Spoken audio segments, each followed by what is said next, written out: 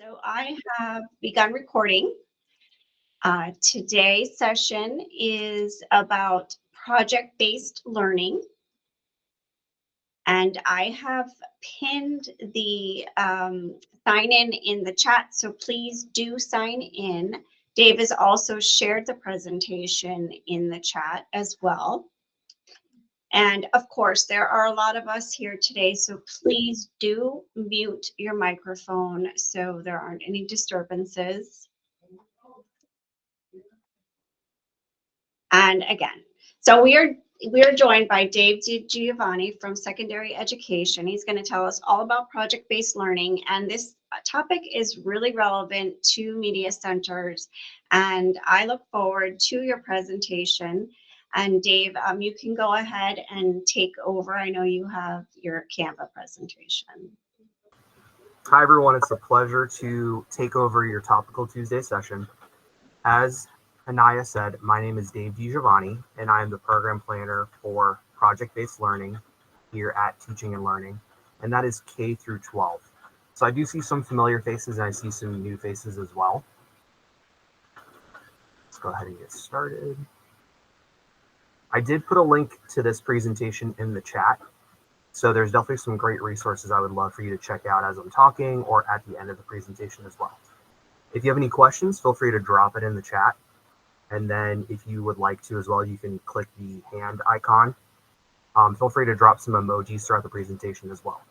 Definitely want to make it as interactive as I can in the next 30 minutes. So I am, like I mentioned, I'm part of the team, and I also have my specialist, Catrice Dixon, as well. We are your PBL K-12 team. And today we're going to go over the basics of project-based learning in a nutshell. We're going to talk about how you can incorporate PBL into the Media Center, and you actually might already be incorporating PBL strategies and might not even know it. And then also thinking of strategies to support classroom teachers at your school that are implementing or utilizing project-based learning. So with that being said, what exactly is project-based learning? There's a lot of misconceptions on what PBL is, and hopefully by the end of our session, you'll walk away with a little nice background knowledge into what PBL is. So what I'd like for you to do is in the chat, please answer the following two questions. What do you know or want to know about PBL? And then are there any teachers doing PBL on your school campus?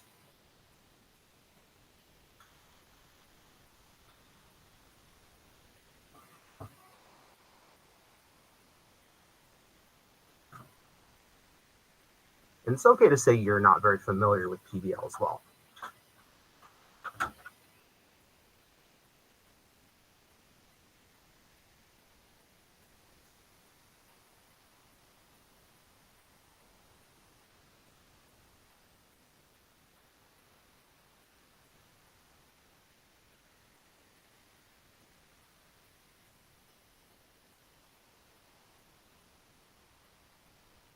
Hey, Alina, good to see you. Yeah, high school library program. Okay. Thank you. So you've done it in the classroom, just not in the library. Okay. Well, I'd love to see maybe some of those connections that you've made in the classroom that you might already be doing in the media center right now. Yeah, definitely a lot of technology, a lot of creativity. Nice. Yeah, thanks for sharing. So anything that you see in this presentation, feel free to highlight or add on to as well. PBL is a big endeavor.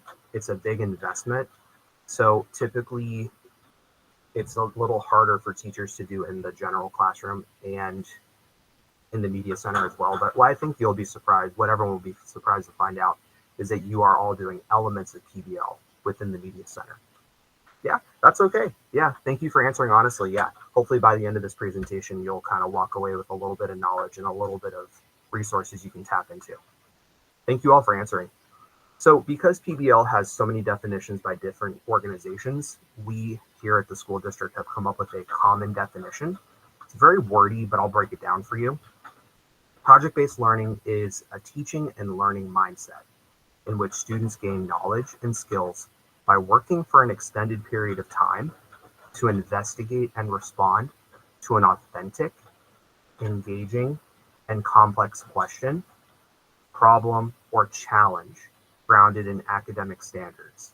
So long story short, students are investigating, it's real world, it's engaging, it's usually tied to their community or their personal lives, and then it always is tied to standards.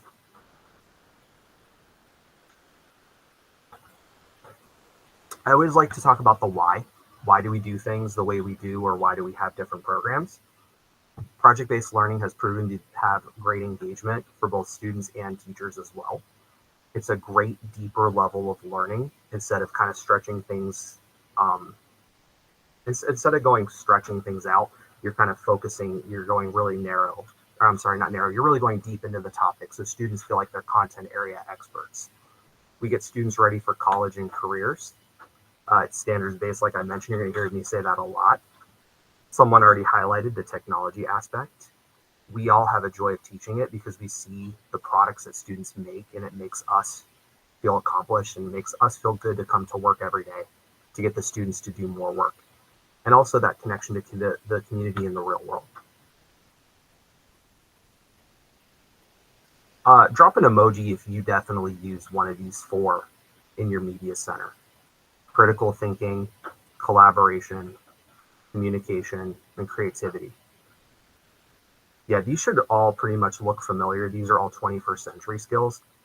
My gifted certified teachers, media center specialists here, you definitely know about these. We use these a lot in PBL, and you hopefully use a lot of these aspects in your media center as well, or maybe you're building on some of them too. But in PBL, we definitely draw upon these four aspects. Thank you. So here's the nitty-gritty of project-based learning. This all comes from PBL Works. This is one of their frameworks that they use. Here at the district, we actually encourage different frameworks for different schools. We have Participate Learning. We have 3D engineering designs. So we really don't want to just pigeonhole all schools into one, but you're going to see elements of this into all project-based learning aspects, whether it's through engineering or reading and writing and social studies and etc. So everything typically starts with that challenging problem or question, and it really needs to be engaging and rigorous. Sustained inquiry, it has to last the whole project. The project also has to be authentic. If it's something that the students can answer within like one sentence or two, it's probably not challenging, and it's not as authentic to their real life experience as well, or what they're seeing in the news. Giving students that voice and choice, whether it's on the topic itself, whether it's on the product that they make, the different ways that they can research. This is a big aspect of PBL, reflection, and I'll give you some tips today on how you can incorporate reflection into your media center. We talk about critique and revision, knowing that your first round of work is not the final piece of work, it's that rough draft. And I know a lot of us are writing experts as well and former writing teachers. So we definitely know that the first draft, that rough draft, is very sloppy, and we continue that work. And then what I love about PBL is that public product. The kids create something tangible, and it could be actually something useful in real life, or it could be something that satisfies the project, something like a Google slideshow, something like a real life invention that people actually could use to solve a real problem. I know I went through that very quickly. There's definitely a link here to check more of that out too, and I'll go through some of the elements. I always love to go through this with what PBL Works describes as we want to go for the main course and not a dessert project. Please take a minute and look through and compare how PBL is the main course and not a dessert. I'll give you a minute just to take a look at this chart.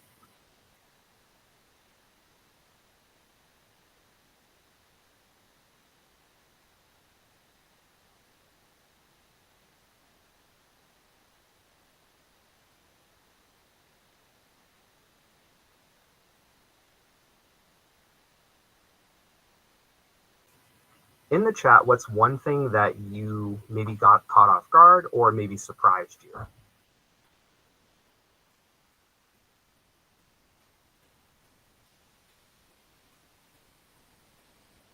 Or if you want to unmute and kind of just shout out.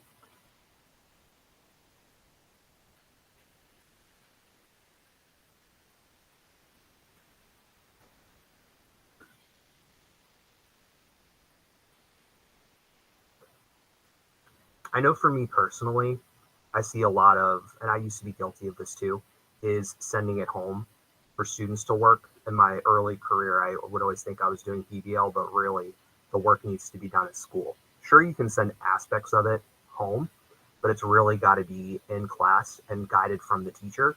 And also, the students need that time to collaborate with one another too. Maureen, that's a great question. She asked, does it always have to be shared with a public audience? Does sharing in the class count or outside of the classroom? So we kind of go back to that level of authenticity. If it stays within the classroom walls and the school walls, it might not be as authentic as a different project that serves a purpose to solve a problem in the community.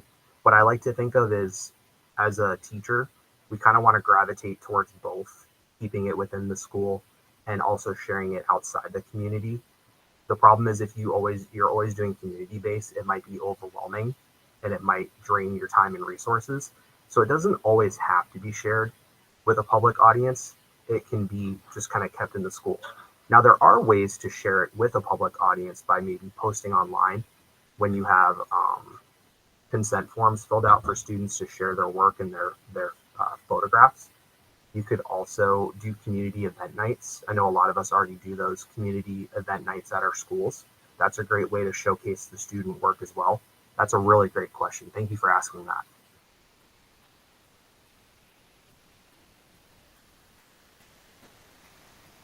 Great question. So student inquiry, the students pick the topic and not the teacher. So in today's age, we can't let the students pick every single topic for every project. That would be very overwhelming, but there are moments of opportunities for that. When it says driven by student inquiry, one of the great strategies is to start kind of like a KWL chart. In the PBL world, it's called a what do you know and what do you want to learn chart. And within that, the students basically share what they already know and the questions they have for the project. So the project is driven by what the students know in their personal background and what they'd like to know. So it's not necessarily they're picking the topic, but they're invested in their learning. They might be asking questions that go beyond the scope of the standard. It might even be the next grade level or things that they're really interested in. That was a really great question too. Hopefully I answered that and made sense. Yeah, I love your energy. You guys are really on it. I thought you guys would come in tired at the end of the day, and these are really great questions. I always like providing real world examples. The first two projects are projects that we created here at the district, and the third one is one from PBL Works. Feel free to click on it, look at it at your own time. The first one basically is related to sound energy, and that's for kindergartners. They create a sound machine, and they talk about how it ties to emotions.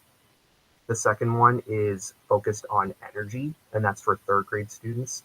They basically get these different client requests, and they have to satisfy their client through creating different forms of playground entertainment. Like one of my favorite ones was a student in a wheelchair. And the student says, create a playground that even I could enjoy in a playground. So the student has to think, okay, what are some forms of mechanical energy that even this student can use, thinking about accessibility in the playground. And then this next one is a pre-algebra example where students create their own pop-up ice cream shop, and they think about volume of three-dimensional objects. They think about using those formulas for calculating profit. So you're really seeing the standards tied in novel and real ways. It's not just different worksheets that the students complete and then they're done.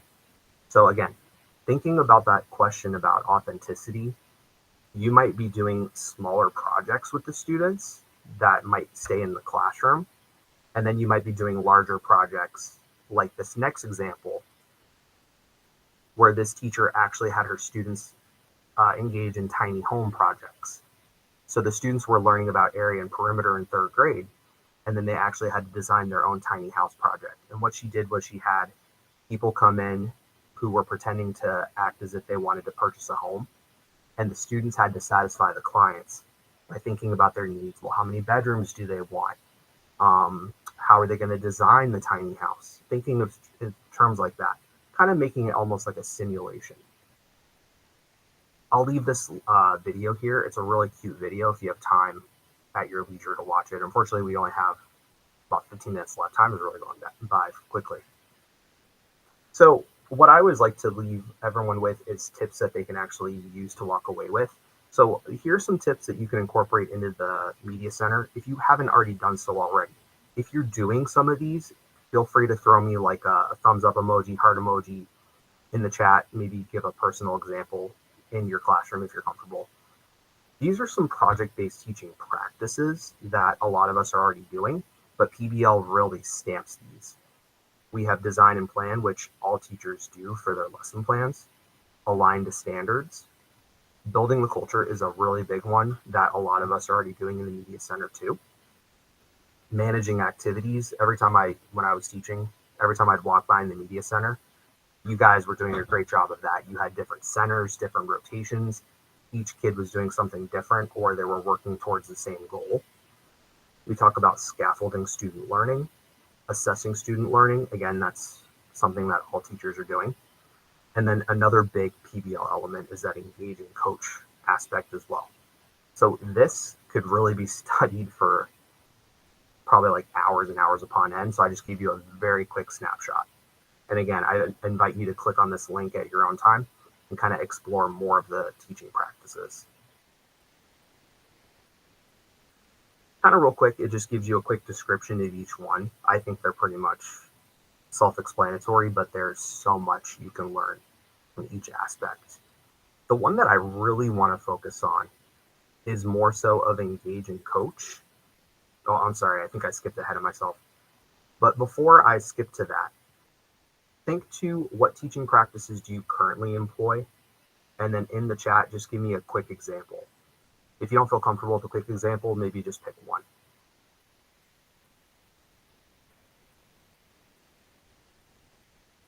Maybe even something you did today with your students.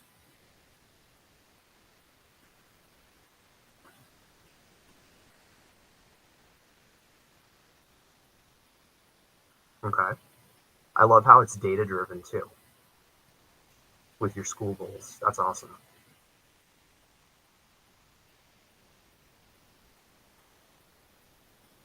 Whole group. Okay.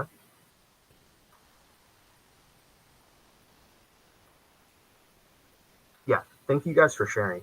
Math books and science interactive. Yeah. It was really important. And we'll talk more about highlighting what students are doing in their gen ed classes as well. Thank you guys for sharing. What I really want to focus on is building the culture. And that's when teachers explicitly and implicitly promote student independence and growth. Open-ended inquiry, again, that's students asking questions and finding the answers to it. Team spirit and attention to quality as well. So some of the factors that I want you to think about is promoting that inquiry, having students ask those questions and answer those questions as well. One thing that I thought was really cool was curiosity corners, and some of you might already be doing that as well, where there's an area of the room where students can ask those open-ended questions. Maybe you have a display or an artifact where students have to ask questions about it and find the answers to it. It could be something as simple as every month there's a different theme, especially this month for Black History Month, having like a person or an artifact related to that topic, and even having books and resources centered around that artifact that'll give the students answers to those questions. We have wonder walls where students can ask their own questions. Books with a twist. So instead of just doing our typical summarizing a plot, they can think about how it connects to the real world. The only thing I want to highlight with that is be careful with sensitive topics and also be careful with politics as well, because that is a big thing that we need to be careful of. Another thing you can do in the media center is foster that independence. And I'm sure a lot of you are like going to be nodding your head like, yeah, we do a lot of this already. But I really just wanted to show you and stamp the PBL aspects of it. That research skills, having students conduct independent research skills, finding credible sources, evaluating information, all very important PBL skills. Also having them do a chance to do a self-directed project. Maybe that's when you have students pick their own topic, but it all relates back to the standards. Maybe your focus is that expository writing or argumentative writing. That's kind of where you can have the students pick in their inquiry process, especially with the student choice as well. And like I said, I'm talking very fast because there's a lot of information. If you have any questions or anything, feel free to stop or chat, put it in the chat or raise your hand too. Some great strategies to encourage collaboration, which I see in a lot of great media centers as well. You can have a designated collaboration space. Maybe you say like, okay, this is where you're going to really talk a lot and you might have some arguments. Definitely set some like protocols and have some sentence stems and classroom rules and norms that you might display in that collaboration space. You might have some challenges that require teamwork or problem solving. Back in my day of being a STEM teacher, I would do a lot of these, especially on when we used to do our half days or days that were a little wacky and I need something to fill in time. And then also peer mentoring. Maybe you can have someone like a student, if you notice, who's a real expert in one aspect. They could help other students, not to say that they're going to teach the whole time, but maybe like they're the go-to expert of finding notes within BrainPop, or they're the expert of taking notes from a video. Things of like that nature that you might want to highlight them to mentor other students. Another thing that we just spoke about was showcasing quality work and valuing that quality work. So maybe you want to have like a highlight board, bulletin board where you just kind of show off great work that you've seen either in the gen ed class or within your own media center. Providing constructive feedback is a big PBL element, and then modeling quality as well. So maybe if you've kind of been in the media center for a couple of years and you have exemplars of quality work and you're doing a project with your own students, maybe you could show their quality work, those exemplars for them to work towards. Yeah, and I see Maureen, she says, these are some good discussion stems. Thank you for sharing that. Yeah, that could definitely be something that you could, and I've seen teachers do this where they print them out, put them on tables and kind of tape it over with clear tape so it's always on the table. And it definitely gives all students a frame of reference, especially our students, our ESOL students, ESE students, or maybe some of our struggling students who don't talk like that at home. Maybe they don't argue at home. Maybe they just listen to their parents and that's the end of the conversation. Whereas if you went to my house, it was a great conversation at the dinner table every day, and it always never ended. Thank you for sharing that. That was great. Some other ways that you can engage and coach students is offer them technology support, which a lot of us do already, and then skill building with targeted workshops. So maybe you're going to have the students be digital storytellers, video editors, or website designers. And we have a great suite under Google for all those tools. So a lot of us are already doing these things within PBL and just might not even know that it's project-based learning. The next part I'm going to go very quickly over. This is involved with reflection, critique and revision, and sustained inquiry.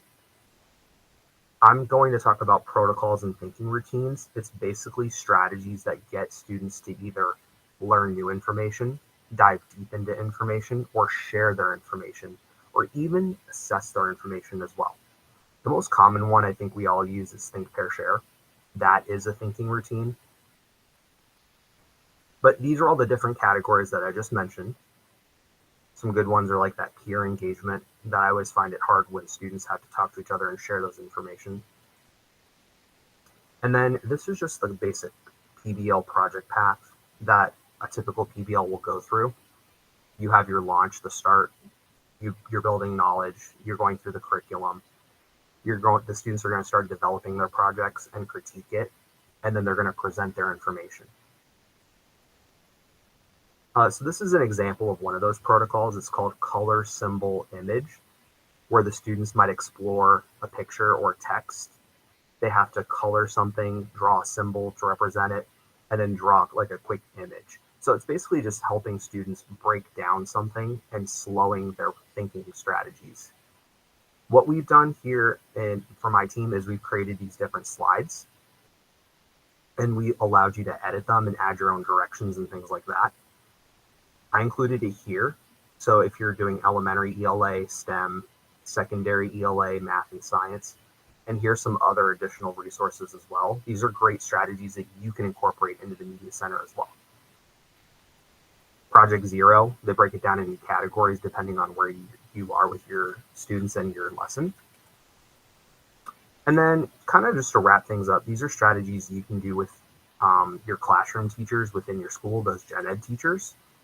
And they're very basic. It's things that I've already kind of mentioned. You can work on research skills, foster that collaboration with those feedback protocols I just shared.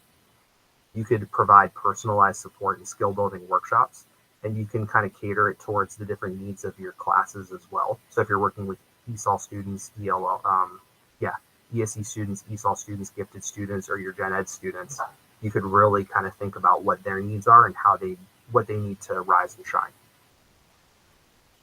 Thinking about when your gen ed teachers are in the middle of a project, they might ask you to pull resources related to a topic.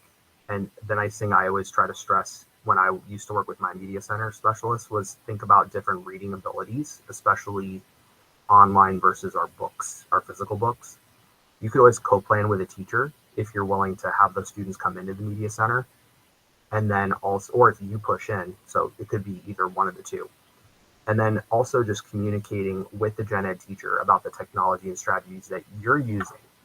When I was teaching fourth grade a few years ago, the media center specialist, she actually shared with us that she was using some strategies on, I think the app was like a book creator. And the students loved it so much that I actually incorporated it in a project in my own classroom. So I think having that open communication with your teachers so they kind of see what you're doing, they can stamp the strategies you're using and keep the strategies the students are already doing.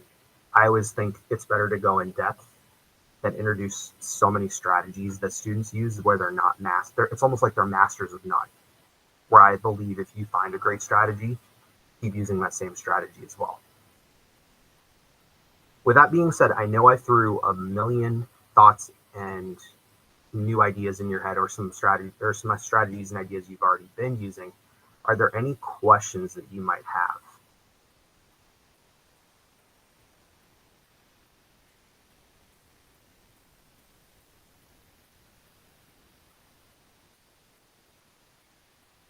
If not any questions, in the chat, or feel free to unmute any aha moments or things that you saw you might look into.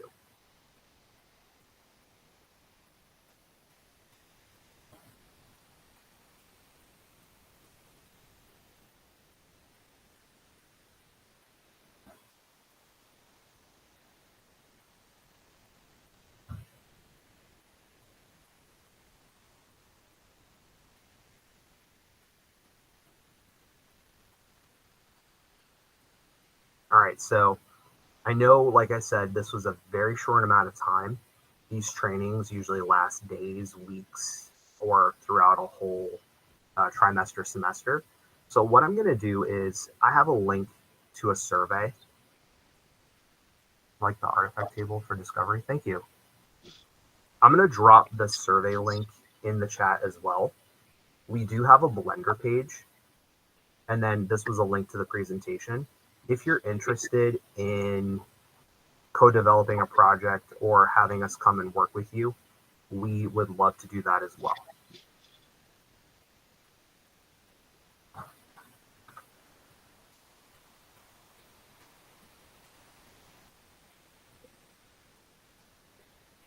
Yeah, Michelle highlighted the wave makers.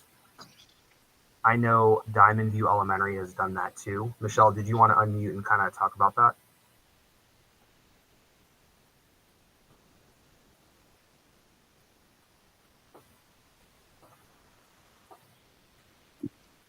Hi,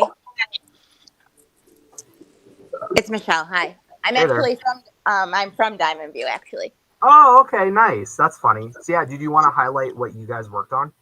Yeah. So last year when the contest started, we started exposing our kids to information about the ocean, Florida wildlife, and conservation, and then they just made little videos. Ages 4 to 6 is the easiest because they just have to do like one ocean fact. But we won the $10,000 grant, and then this year we used it to do a school-wide PBL on the ocean. And we had outside agencies like the Everglades come in. We had the Florida Manta Project come in, and each grade had their own thing they were studying. and we did a school-wide glow STEM night and had all the parents come in, and we had like our whole school was like glow in the dark with black lights and games that the students created that were informational, and everything was standard based, but we were able to do it because of that huge grant. And it was Yeah, that's a no great writing. opportunity. And I know at Michelle's School at Diamond View, they do a ton of great projects. So if you ever have any questions, I'm going to put you on the spot. Definitely reach out to her as well, because she's got a lot of great things even coming out of the pipeline too. But unless there's any other questions, I don't know, Anya, did you need to? Yeah, so we're going to continue with the meeting if there's no more questions, but thank you so much, Dave, for sharing once again your expertise on project-based learning. It's really a great idea to incorporate these principles in your media center programs. We really appreciate you taking the time to come out here and share with us. And of course, we will be sending out the recording and information. And I think we all learned a lot. So thank you.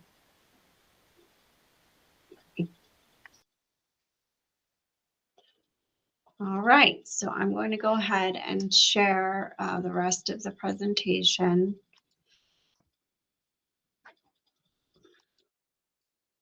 All right, so of course, continue to tag us. We love seeing everything you're doing in your media centers and just that atmosphere of sharing information and getting ideas from each other.